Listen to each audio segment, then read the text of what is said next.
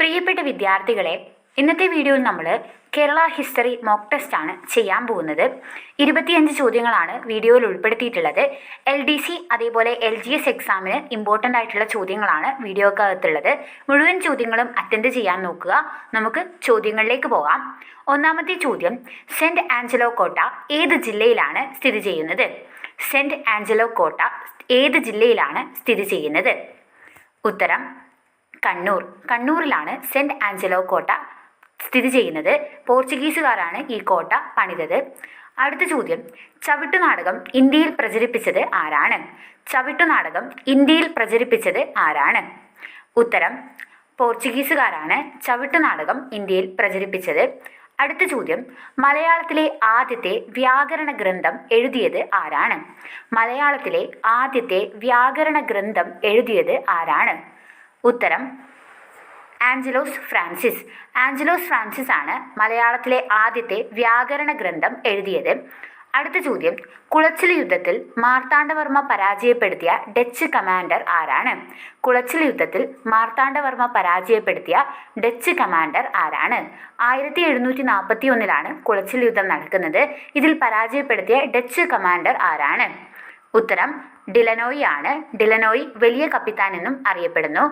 അടുത്ത ചോദ്യം, പുകയില ഇന്ത്യയിൽ കൊണ്ടുവന്നത് ആരാണ്? പുകയില ഇന്ത്യയിൽ കൊണ്ടുവന്നത് ആരാണ്? ഉത്തരം പോർച്ചുഗീസുകാരാണ് പുകയില ഇന്ത്യയിലേക്ക് കൊണ്ടുവരുന്നത്. വാസ്കോഡ ഗാമ രണ്ടാമതായി ഇന്ത്യയിൽ വന്ന വർഷം ഏതാണ്? വാസ്കോഡ ഗാമ രണ്ടാമതായി ഇന്ത്യയിൽ വന്ന വർഷം ഏതാണ്? ഉത്തരം 1502 രണ്ടാമതായിട്ട് വാസ്കോഡ ഗാമ ഇന്ത്യയിലെത്തുന്നത്. അടുത്ത ചോദ്യം, പറങ്കി എന്ന് വിളിച്ചിരുന്നത് ആരെയാണ്? പറങ്കി എന്ന് വിളിച്ചിരുന്നത് ആരെയാണ്? ഉത്തരം പോർച്ചുഗീസുകാരെയാണ് പറങ്കികൾ എന്ന് വിളിച്ചിരുന്നത്.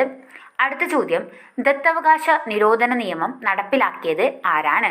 ദത്തവകാശ നിരോധന നിയമം നടപ്പിലാക്കിയത് ആരാണ്? ഉത്തരം ഡൽഹൌസി പ്രഭുവാണ് ദത്തവകാശ നിരോധന നിയമം നടപ്പിലാക്കിയത്. അടുത്ത ചോദ്യം, കോട്ടപ്പുറം കോട്ട ഏത് ജില്ലയിലാണ് സ്ഥിതി ചെയ്യുന്നത്? കോട്ടപ്പുറം കോട്ട ഏത് ജില്ലയിലാണ് സ്ഥിതി ചെയ്യുന്നത്? ഉത്തരം തൃശ്ശൂരിലാണ് കോട്ടപ്പുറം കോട്ട സ്ഥിതി ചെയ്യുന്നത്. അടുത്ത ചോദ്യം, കർണാട്ടിക് യുദ്ധങ്ങൾ ആരൊക്കെ തമ്മിൽ ആയിരുന്നു? കർണാട്ടിക് യുദ്ധങ്ങൾ ആരൊക്കെ തമ്മിലായിരുന്നു? ഉത്തരം ബ്രിട്ടീഷുകാരും ഫ്രഞ്ചുകാരും തമ്മിൽ നടന്ന യുദ്ധങ്ങളായിരുന്നു കർണാട്ടിക് യുദ്ധങ്ങൾ എന്ന് അറിയപ്പെട്ടിരുന്നത്. ഇതിൽ ഫ്രഞ്ച് പരാജയപ്പെടുകയും ബ്രിട്ടീഷുകാർ ജയിക്കുകയും ചെയ്തു.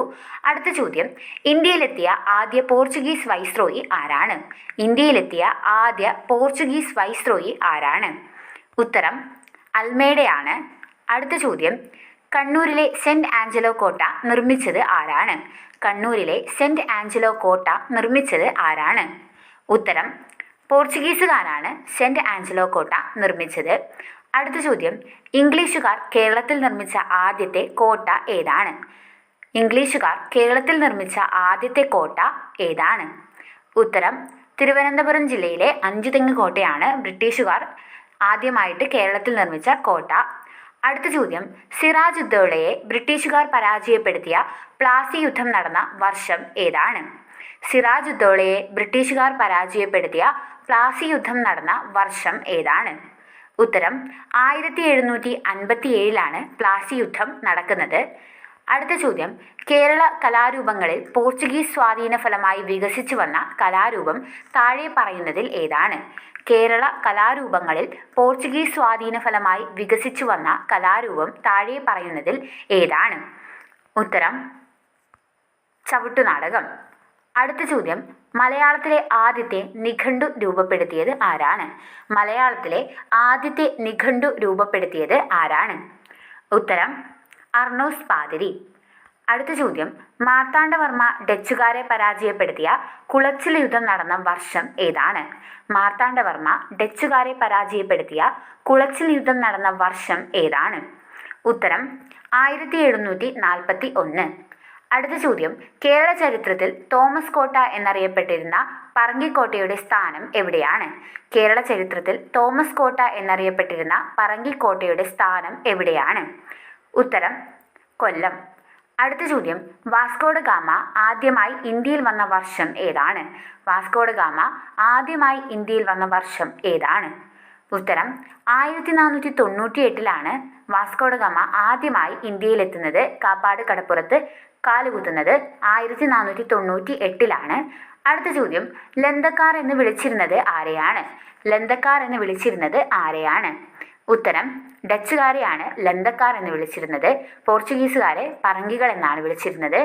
അടുത്ത ചോദ്യം, താഴെ പറയുന്നതിൽ ആരാണ് കുഞ്ഞാലിമരയ്ക്കാർ? താഴെ പറയുന്നവയിൽ ആരാണ് കുഞ്ഞാലിമരയ്ക്കാർ? ഉത്തരം സാമൂതിരിയുടെ നാവിക തലവനാണ് കുഞ്ഞാലിമരയ്ക്കാർ. അടുത്ത ചോദ്യം, ഡച്ച് ഈസ്റ്റ് ഇന്ത്യ കമ്പനി സ്ഥാപിതമായ വർഷം ഏതാണ്? ഡച്ച് ഈസ്റ്റ് ഇന്ത്യ കമ്പനി സ്ഥാപിതമായ വർഷം ഏതാണ്? ഉത്തരം 1602 ഡച്ച് ഈസ്റ്റ് ഇന്ത്യ കമ്പനി സ്ഥാപിതമാവുന്നത്.